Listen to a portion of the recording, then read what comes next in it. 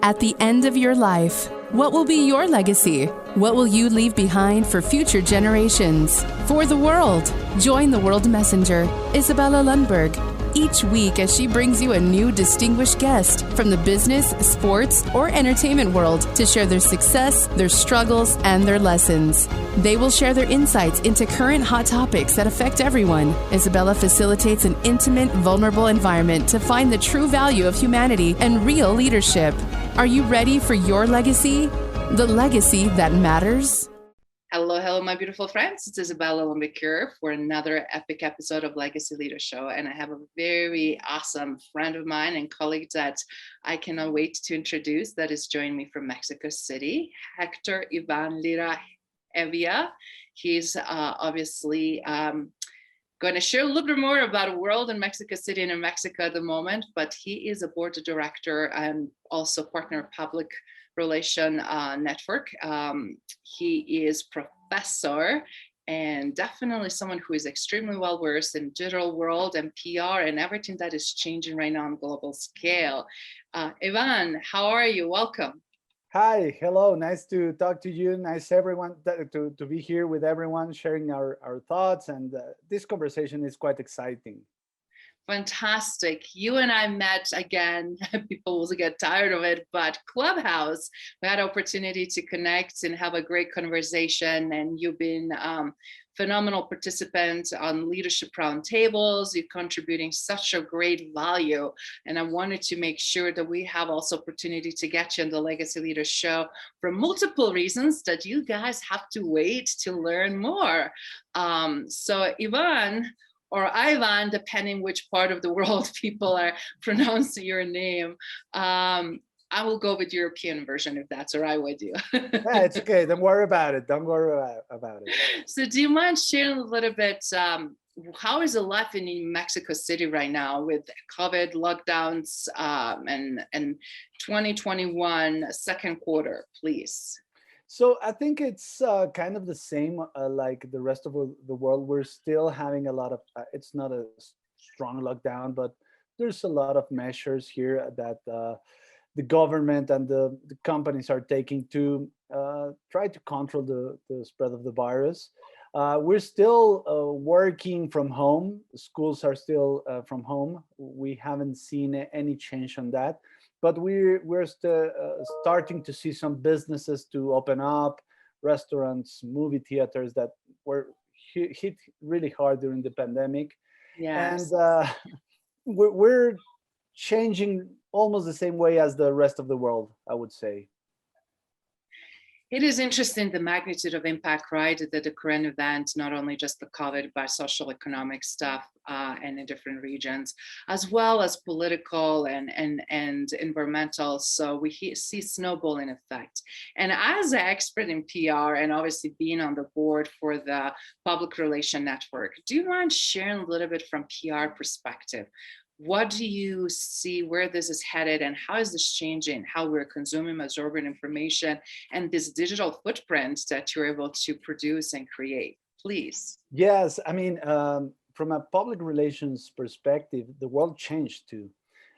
Brands are now trying to communicate and to connect in different ways with their audiences. Now, you can always match quality, price, but what you can't match so easily, it's the experience of having a product, a service. And that's what we're trying to communicate to different audiences, because it's not just the consumer, it's government, it's chambers, associations, several areas that brands and companies need to communicate. And during the pandemic, we realized that there's also a big factor within the companies, and it's their people, their employees, their collaborators. Yeah. So that was also a change.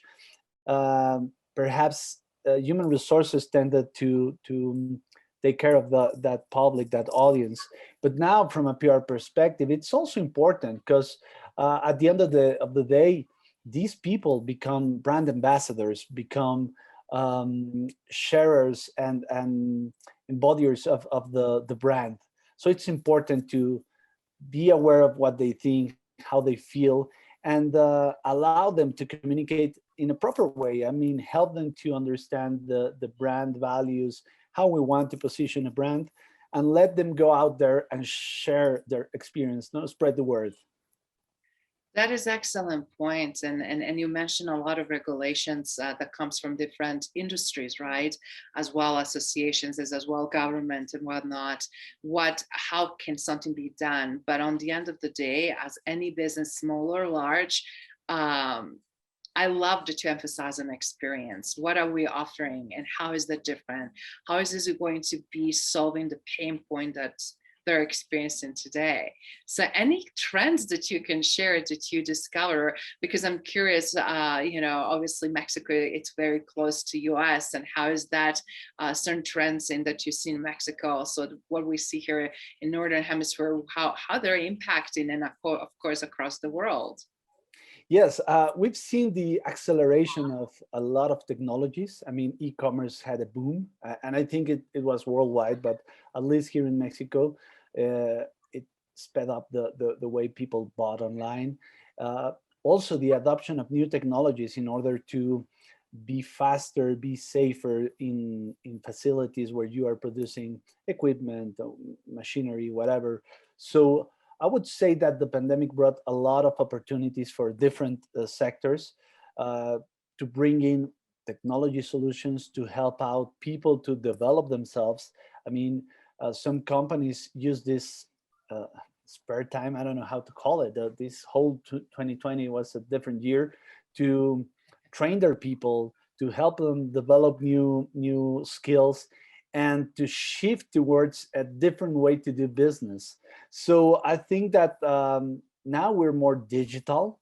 Everyone, I mean, even older generations, boomers, Gen X, myself, we're now more into this technology stuff that perhaps it was not as easily adopted before. And the other thing that I believe is the need of human connection within people. I mean, we've been closed in our homes, away from everyone else, and suddenly there's a rush to go meet people, go have contact with people, interact. So there's going to be a lot of opportunities for those brands, those platforms such as Clubhouse, that allow connections, that allow interactions, networking, to bring their audiences together and collaborate. There's a lot of new digital conducts that the users have, like we want to connect, we want to collaborate, we want to engage with the brands. So those companies that adapt their services, their products, and allow audiences to be together in a sense, might have an advantage from their competitors. That is such a great point, because we're seeing some of the early adopters as marching and getting so much ahead, and so many people still taking slow approach, and definitely the late adopters, like in any technology, they're just not even considering of much of the change. And I think with that, on personal level and professional level, is going to hinder growth, but also success, right? Yes, I mean, that's one of the hard things to watch, that perhaps the gap between the poor and the rich, it's getting bigger, because Yes. education is gonna, it's being hard here in Mexico City. I mean, distant education, because medium class, the higher class, have no problems with access to the internet, with computers, iPads, whatever, to provide for the kids.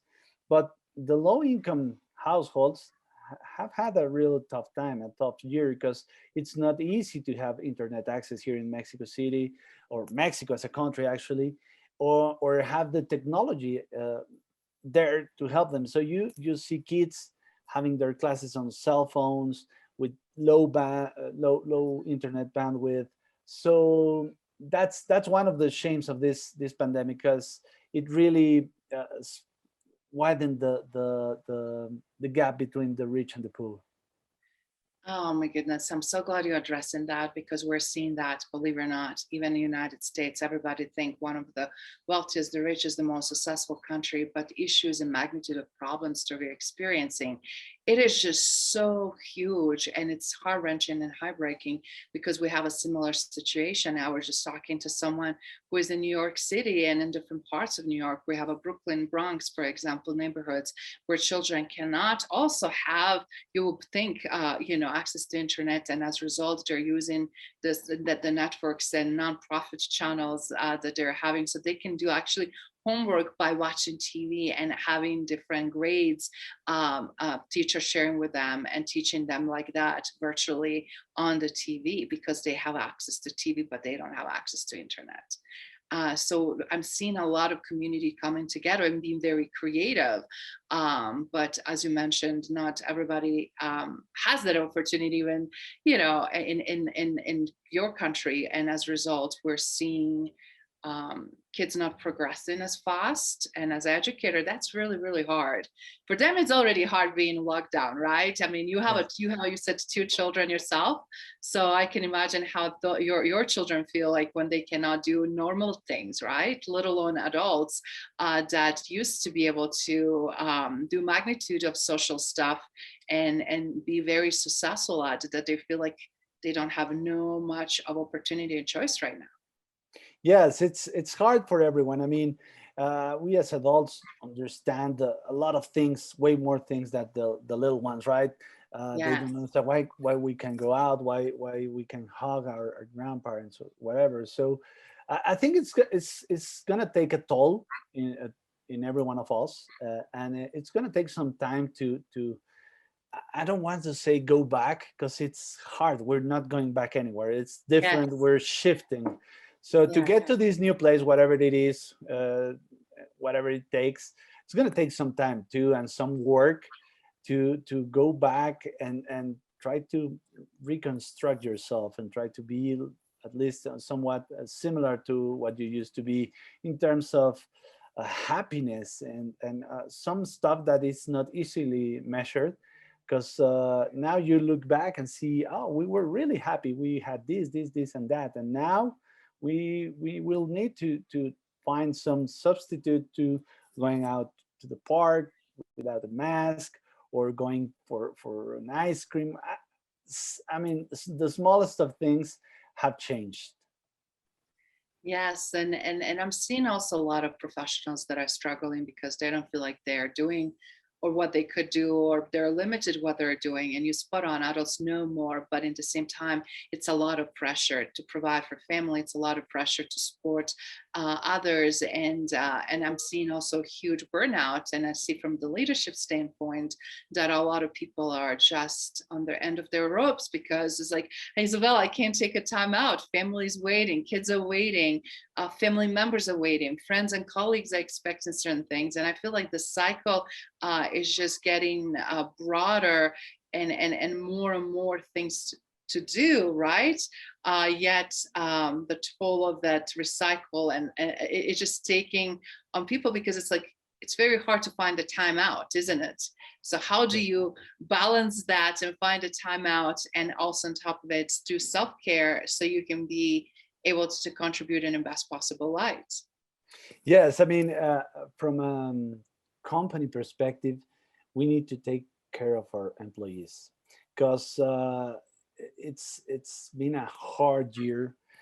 People needed to change to adapt, and it hasn't been something that we planned or it was easy. So what we're doing is letting people live their lives. I mean, if they need to take a day off, if they need to take an afternoon off, hey, I want to work from a different city. Hey, let's do it. We're not planning to go back to an office, for instance, Yes. as a peer agency. We might keep this model for a while. We've been doing this for some of our team members, and perhaps now it's going to stay the same for everyone else.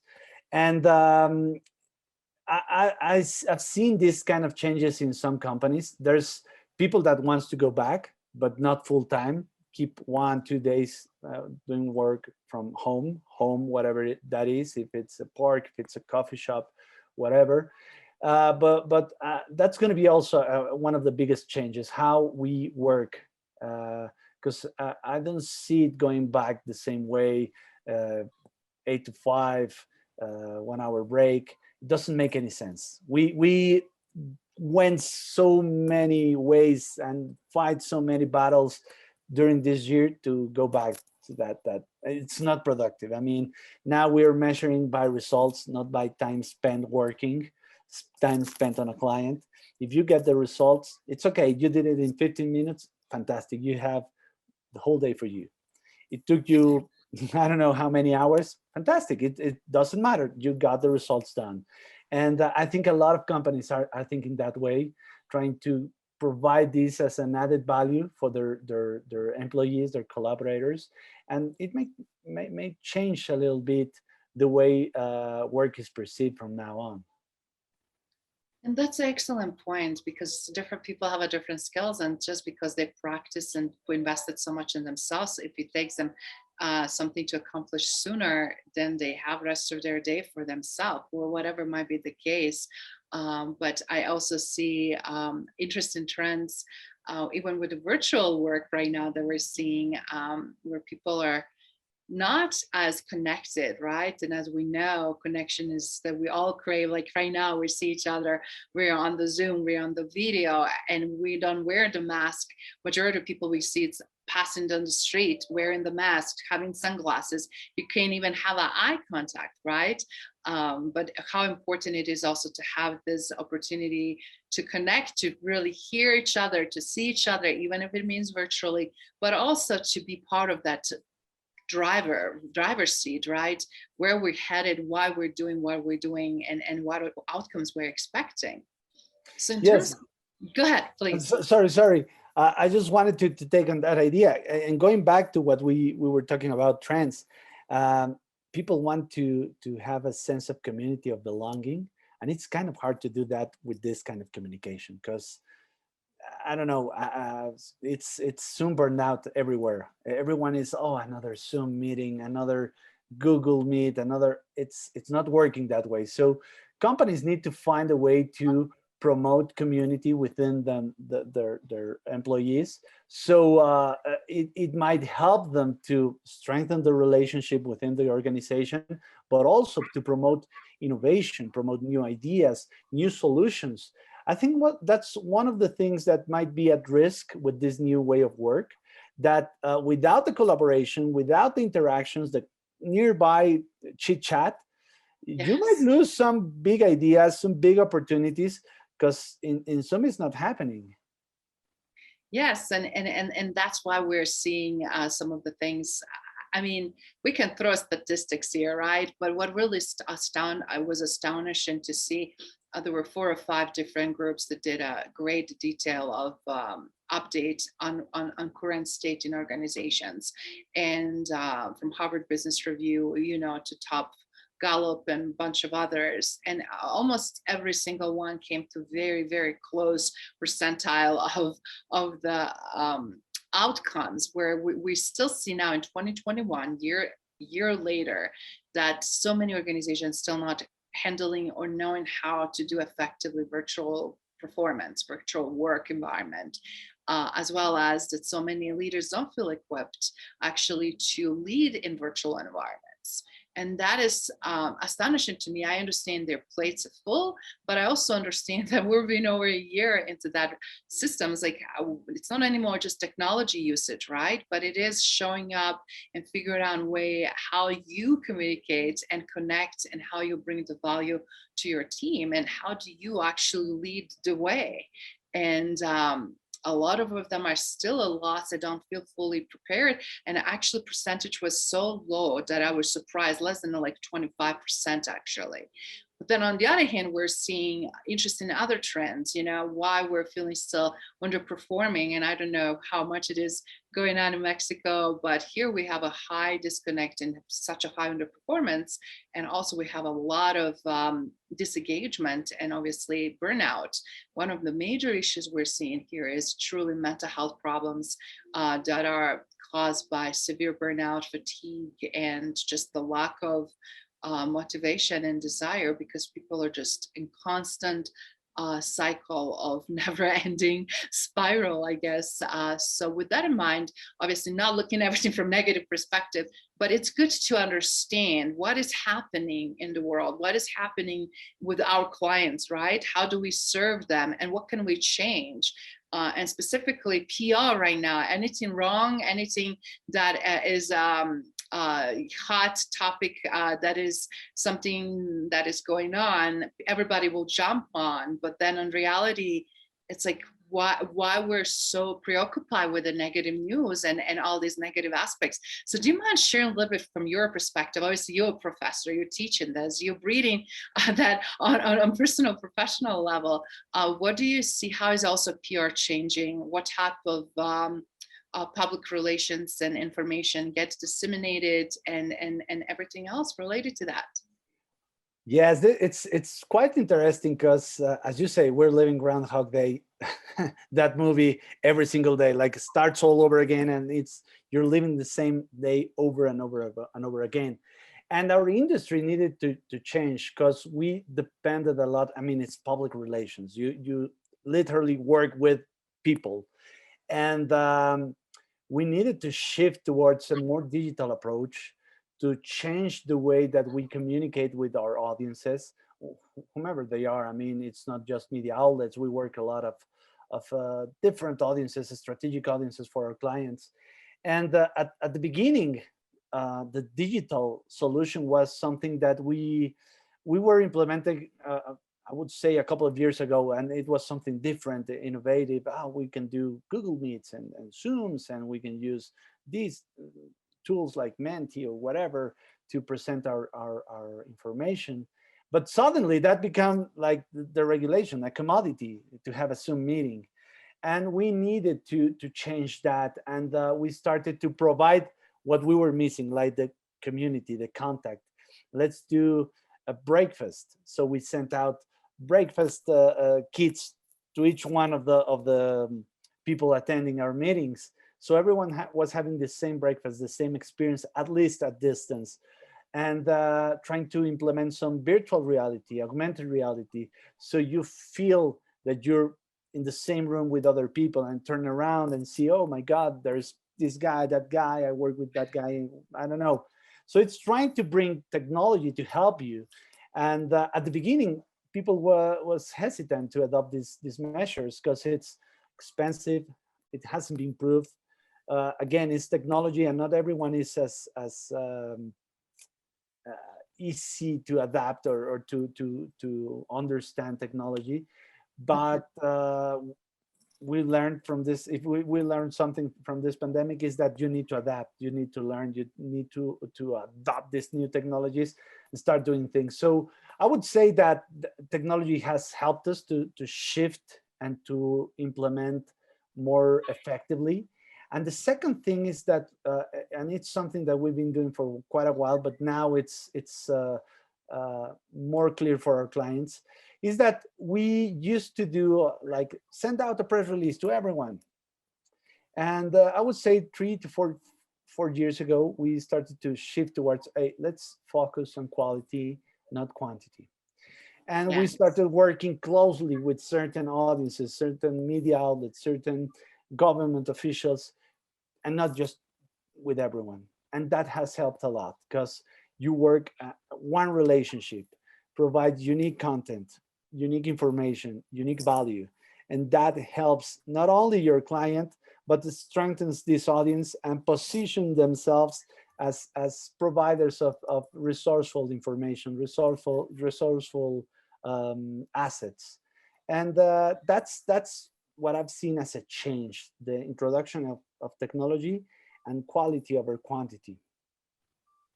That is such a great perspective. And I love that you're challenging as a PR firm, your team of leveraging different technology. And I love augmented and virtual reality technology. And I've seen so many demos and you spot on. It creates such an amazing way also for our brains to be stimulated by something different and new and exciting, frankly, right? But also, as you said, put us all in the same room and give us chance to connecting in a different way.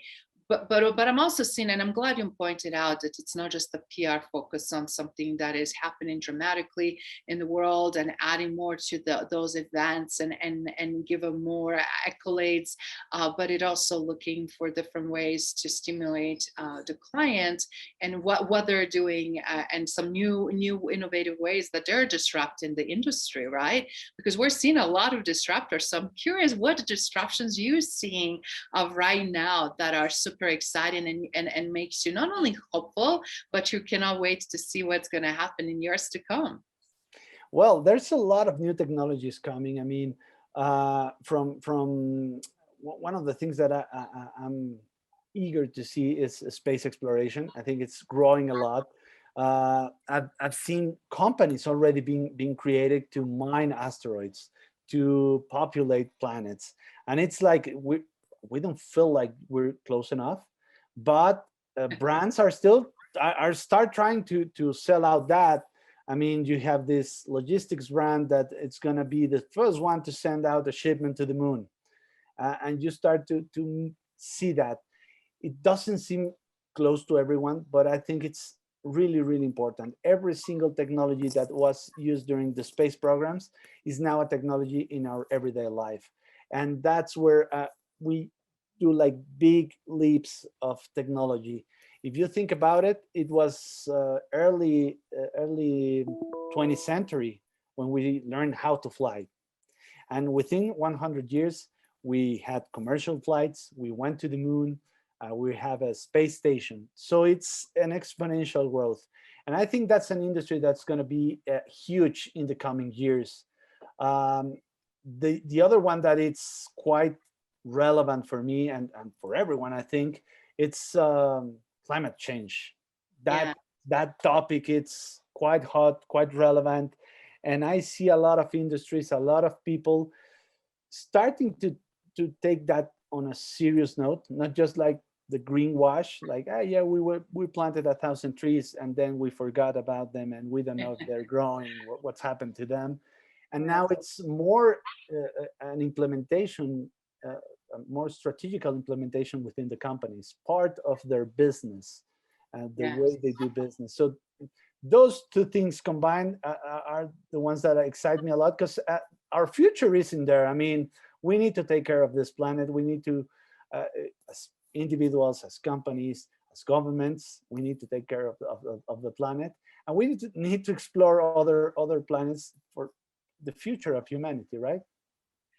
And I love again connection there. So that's amazing, and you spot on. And we were actually had a yesterday discussion where people are like, "Yes, it's great that we're exploring other planets. On the other hand, we still need to do work and not neglect Mother Earth and you know what we're currently doing or not doing a good job of with all these environmental issues and whatnot." But you spot on how the reach, the goal, and specifics around desire to get to the moon helped out and so much exponentially in everything else and finding new solutions and then where we can and how we can do that. And I love that we're stretching, that we're innovating, specifically part of the STEM programs and everything else. And because both of us being educators, I can really see the huge opportunity to really build amazing, amazing community, right? That is continuously pushing forward those innovations and as a result transforming not only the way that we think but act and behave, obviously, but also the way we're really seeing what we can do with our own individual companies, right? Yes. So PR is changing. I mean, PR changed so much. And I'm curious, what do you see right now, some of the changes that even happening in PR world from your perspective, and where you think where PR is getting, what role PR is going to be having in the future? I think that PR is going to be more strategic because it usually was media management. Like, Yes. let's talk to the media, book a space on TV or radio and a newspaper, find opportunities. And I would say that, that's quite tactical. That's not hard. Anyone with a media list and some contacts can help you with that. But what I truly believe is that now, public relations, it's going to be more strategic communications, how to address different audiences, how to address their needs, how to communicate your messages and make sense for them, and persuade them to change the way the company is perceived. I mean, it's all about reputation management. It's all about how a brand is perceived. And one of the examples I gave to my students is that the brand is so relevant that if you look out the value of Tesla Motors, it's going to be Yes. like up to the moon. And you look Toyota Motors, and it's way below, and it doesn't make any sense because they produce, I mean, like 10 times more cars a year than Tesla Motors. But what is different is the brand and how it communicates itself. If I ask you what's the name of the Tesla Motors CEO, I would say nine Everybody out of knows. 10. Everyone knows Elon Musk. He's a rock star. He's Iron Man in the real life. But if I ask what's the name of Toyota Motors CEO, everyone Yeah. goes silent. So that's the kind of communications that, and you see it every day. There's startups born, raised, and gather a lot of money without that much physical things. I mean, you got servers for a tech startup, servers and information programming. That's it. Everything else, it's the brand and what it brings and what it provides to their clients. So that's where I think the value in PR is, to help brands to build their reputation, strengthen their reputation, but also protect them from crisis. And look what happened yesterday with Tesla. It was a big accident. Two people got killed with the autopilot. Just like that, $6 billion disappeared from Elon Musk's fortune. So that's where I see PR going, to manage the reputation of brands, to become more strategic oriented, to communicate in a different way, not just send out press releases, contact media, coordinate interviews. So, wow, I love that you use that example, and I love that we can really depict a little bit. So, do you mind sharing a little bit of an event that took place that you were just talking about? Because obviously, autonomous vehicles and driverless, as the people you like to call them, obviously was the error, and it was proven there was an error on Tesla side. Is that why is the major loss financially there? Do you mind just sharing a little bit with the audience and more of what happened? Yeah, well, I mean, it's not the first time that there's an accident. Yes. Uh, and as I always say, there will be lawyers. Uh, they will defend that the driver was sleeping in the back seat and there was no one at the wheel at the time. That they explicitly say that you can go on autopilot, but you need to be on the driver's seat just in case, whatever. So this accident happened. Two people got killed, unfortunately, and then uh, the stock went down, right? Because whoa, this is what makes Tesla different. The autopilot, all these features that we've been communicating strategically. You buy a Tesla not because it's the best design, not because it's the fastest car. It's because you adopt this experience. You can match speed, you can match design, but again, it's really hard to match experience because you have a computer on board and it has some jokes and it tells you you have video games, and that's something that no other car has put into it. And it's the whole experience that you can start it up from the distance and do stuff that you couldn't do regularly with your car. Suddenly one of those things goes AWOL and kills two people, and that's where stock is going down. So you need to address the media, you need to address some key audiences, the regulators, the transportation office, and let them know, yes, it might be an issue we need to investigate, but from what we know, the first mistake is the driver was not at the seat. So that's, I think, Yes. how they're going to be tackling this issue. And the reason why I wanted to just to depict a little bit, and thank you so much for sharing that for a lot that did not hear that, how, as you said before, even lawyers' investigations and whatever happens, just that consumer mindset, stakeholder share, and just overall economy, right? When we look at how these economical trends are impacting, and how they are, as again, consumers making this reactive, compulsive kind of magnitude of their behavior. Everything is behavior based, right? So Yeah. today we see more than ever that certain behaviors are accepted, certain behaviors are not. Certain behaviors will look as a cool, certain behaviors are not looking as fun and as nice, or as different generations, obviously, and segmentation of their interests as something that they would like to partake. And I'm seeing a lot of that shift, honestly, with the Fortune 500 companies, where behavior of CEOs or lack of their presence or proper behavior is also impacting consumers, and decision behind it. Where the loyalty used to be, that loyalty, it's not there any longer. So I'm curious, how do you see then, as a result, so consumers going to be driving the PR, or PR will be driving consumers' habits? I'm curious, a chicken and egg, right? What do you think is happening in the future because of all these new trends that we're seeing due to social media and digital footprint, beyond the PR releases and engagement? It's really interesting, this topic, because nowadays I would say that the society, the consumer is setting up the agenda. If you see Black Lives Matter, on all these social movements, they set Yes. up the agenda, and then companies, brands, individuals reacted to that. And depending on how you reacted, people would say, yeah, that brand makes sense. So no, though, they are just posing to try to gain some business.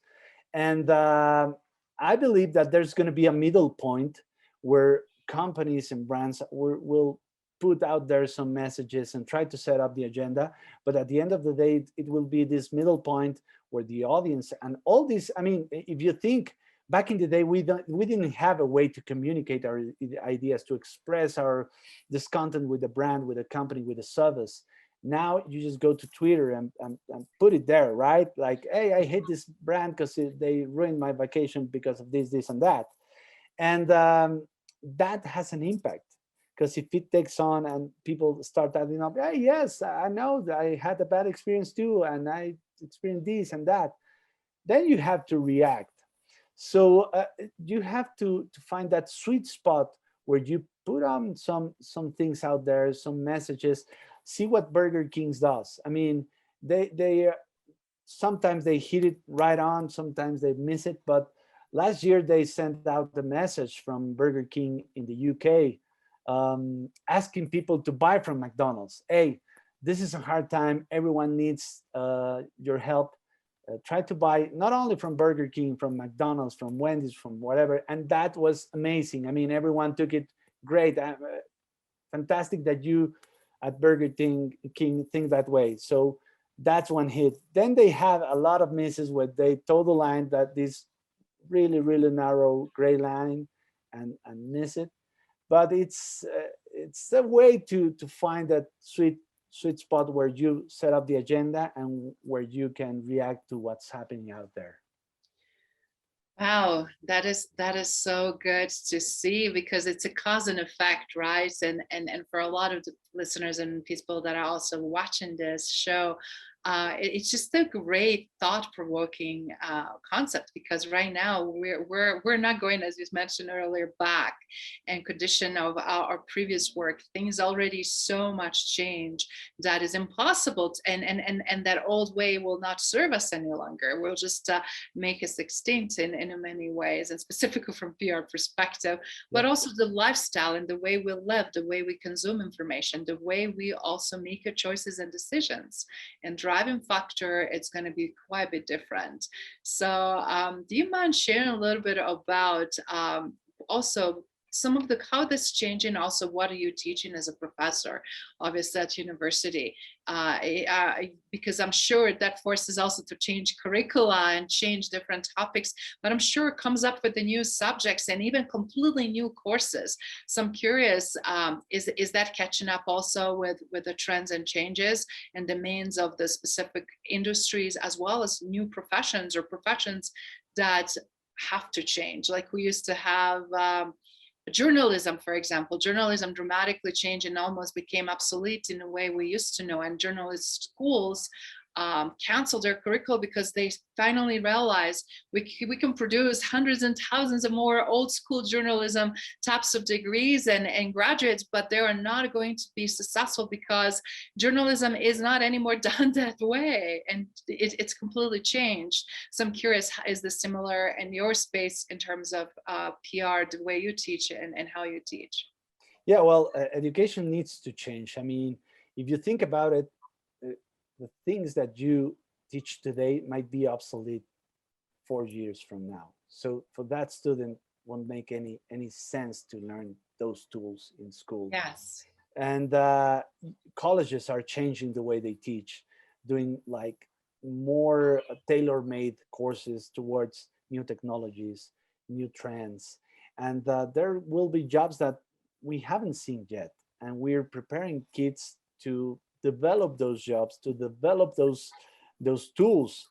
So we need to provide them more than like teach them how to do things, help them to grow their skills by themselves, to identify opportunities, to collaborate, and to build upon those things that they like, and create new careers, new professions. So in marketing, I mean, marketing has been the same for years and years and years, and the basics are still there. I mean, the 4 Ps, Kotler 4 Ps, they're going to be there forever. But the channels have changed. We went from brick and mortar to digital. Now I think that we're going back to brick and mortar because everyone needs to go out and buy stuff, physical stuff. Like, I don't want to receive any more Amazon packages. They're tired of ordering from Amazon and getting boxes in front of their door. They want to socialize. They want to spend some time feeling and touching it and then connecting, right? That's right. Already in China, it has a name. It's revenge shopping. They went out shopping just because they weren't able to shop throughout the year. And we need to adapt ourselves and how we teach marketing, for instance, to adapt to these new tools, these new channels. Now, dropping audio, it's a thing. It started with Clubhouse, but now you have Facebook, you have Spotify, who bought Locker Room earlier in the month. You have Twitter Spaces. And it makes a lot of sense because it helps connection in a different way, like one-on-one, real time. And that's something that you did not have in Instagram or YouTube or Facebook or Twitter, anywhere else. So that will be something that brands will need to address, how we present our products, our services, our brand. Who's going to be the voice of the brand? It's going to be a user. Yeah. It's going to be like we want to hire this girl, this guy to be the voice of the brand, and he's going to be the voice from now on. Makes sense? I don't know.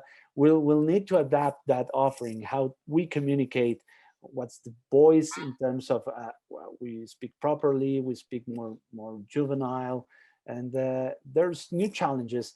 And what we're trying to teach at the college is you need to learn and adapt. You need to try things fast, make mistakes fast, so you can get there faster, right? So yes, speed.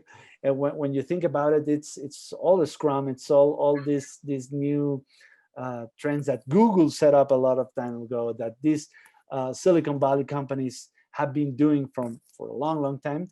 Now it's time to start to teach these to other kids, and not just at the college level, beforehand. I mean, the elementary school, high schools need to implement this way of teaching. The old ways are not going to last. I mean, homeschooling through internet, it was an adaptation of what we did on physical schools to the internet. That doesn't work. Kids are tired to learn from a screen, talk to a microphone or earphones. Doesn't make any sense. We need to change that and adapt it for new times, and let them develop skills that will be helpful in the future.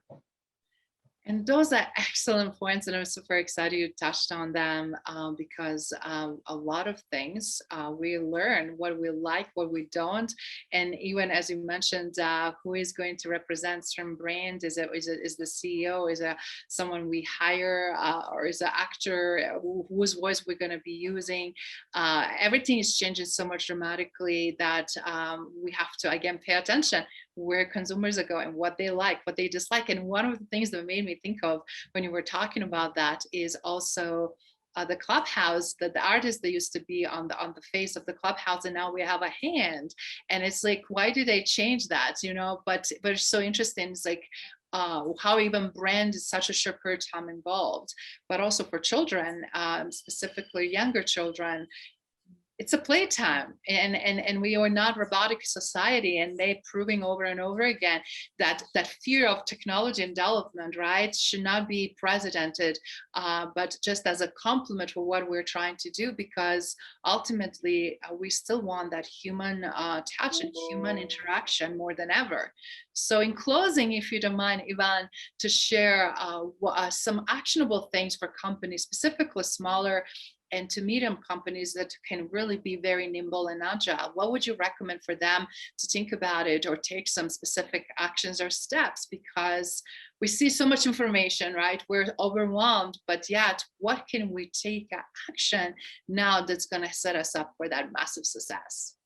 I think that small and medium companies have a big opportunity here, because large organizations, large corporations are slow movers, slow adapters, slow bringers of new technology, new trends. So if you're a small business, a medium business, try to adapt these new technologies, these new trends into your business.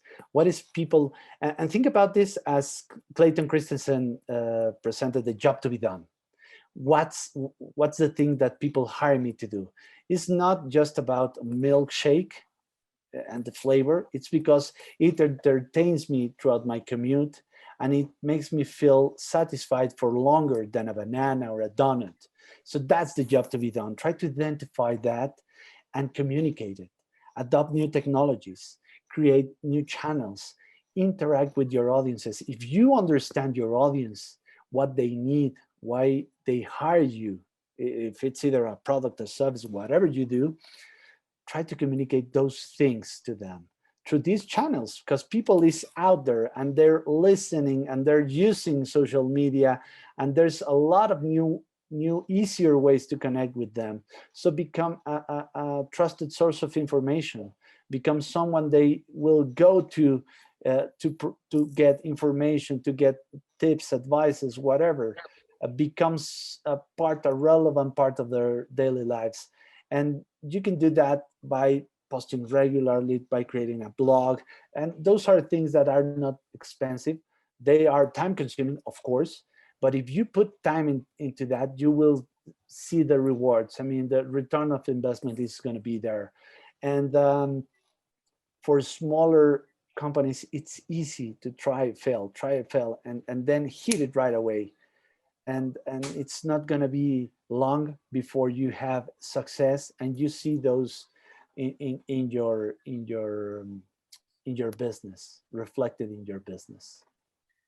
That is brilliant. Thank you for sharing so much valuable information so we can step up and take action, but also what to pay attention to. So as you said, everything is happening quicker and consumers are dictating what they want. So the best part is also we cannot or should not be worried about to create something that nobody wants.